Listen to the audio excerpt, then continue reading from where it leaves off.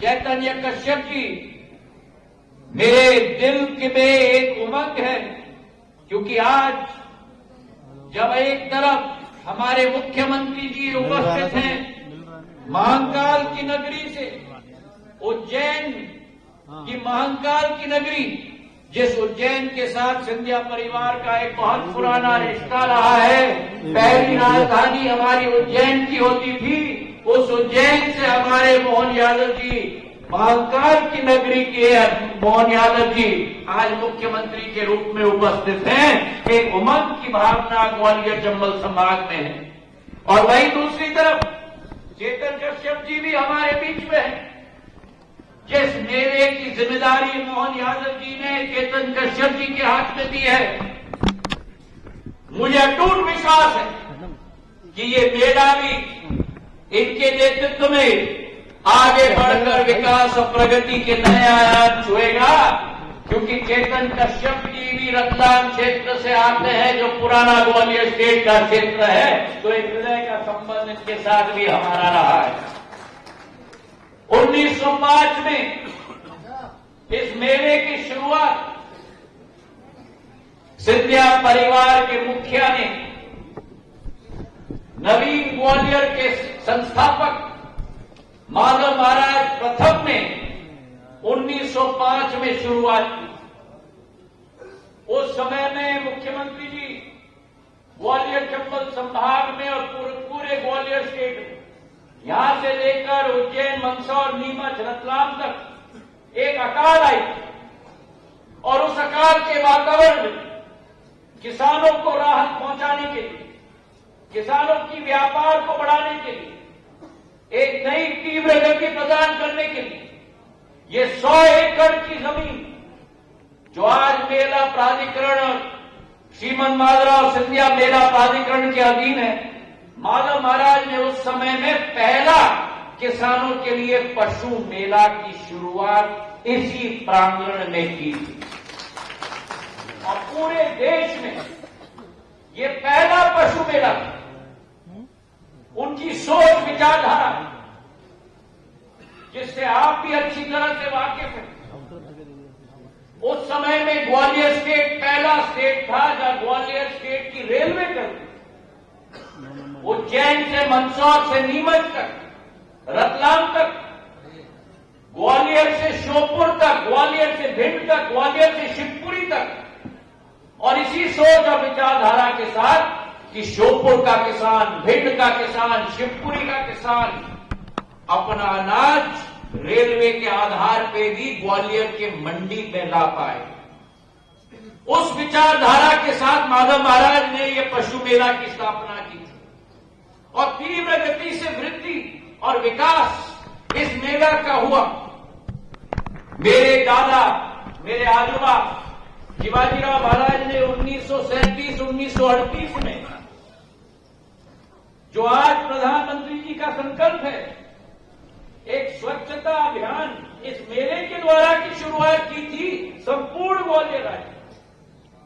इस मेले में स्वच्छता अभियान की शुरुआत की, एक रेडियो सिस्टम पूरे मेले में बिछवाया है, और जो भी किसान और जो भी व्यापारी अपना माल देश के किसी भी कोने में बेचना चाहता था, अगर वो रेलवे का टिकट खरीदता था, यहां से गुजरात जाने के लिए, उत्तर प्रदेश जाने के लिए, उस रेलवे टिकट पर रियायत, डिस्काउंट ग्वालियर स्टेट के द्वारा उस किसान और व्यापारी को दिया जाता, ताकि ग्वालियर का माल, ग्वालियर का व्यापार देश भर में जा पाए।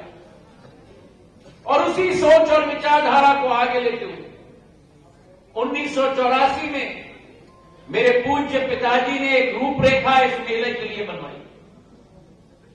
एक मेला प्राधिकरण 1996-97 में स्थापित हुआ, और एक भाई बहन का रिश्ता, जैसे अंतर्राष्ट्रीय जगत में दो शहरों का रिश्ता होता है भाई बहन का, वैसे मेले का रिश्ता दिल्ली के प्रगति मैदान के आईटीपीओ के साथ ग्वालियर मेला का रिश्ता पूर्ण रूप से फॉर्मल रिश्ता बनाने का काम 1996 1997 में मेरे पूज्य पिताजी ने किया।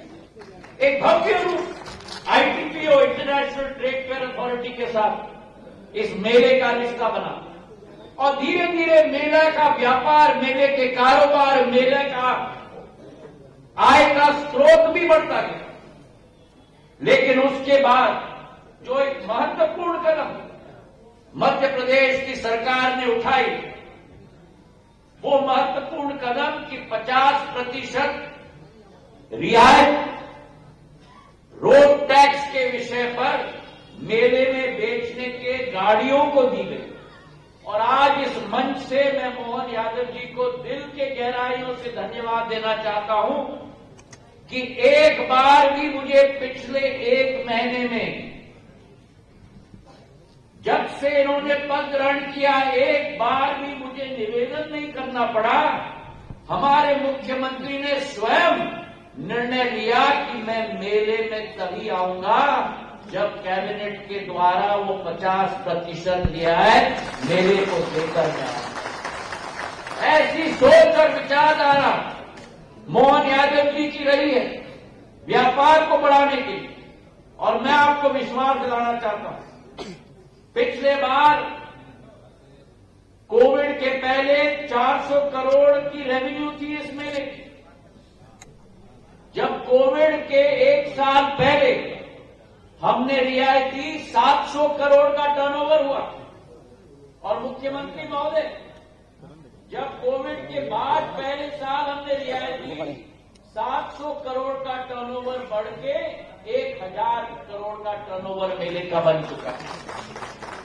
और आज ग्वालियर के जनता के तरफ से मैं विश्वास दिलाना चाहता हूं कि आपकी जो असीम कृपा रही है, आने वाले समय में इस रिकॉर्ड को भी हम आपके नेतृत्व में तोड़ने जाएंगे। मैं आपसे एक ही निवेदन करना चाहता हूं कि इस मेले को भव्य रूप हमें देना होगा। अभी नरेंद्र सिंह जी कह रहे थे, इस मेले में केवल व्यापार नहीं होता, केवल खान पान की व्यवस्था नहीं होती, लेकिन इस मेले में हमारे इतिहास और परंपरा के आधार पर संस्कृति, नृत्य, हमारे इतिहास की कल्पना इस मेले के मंच पे किया जाता है।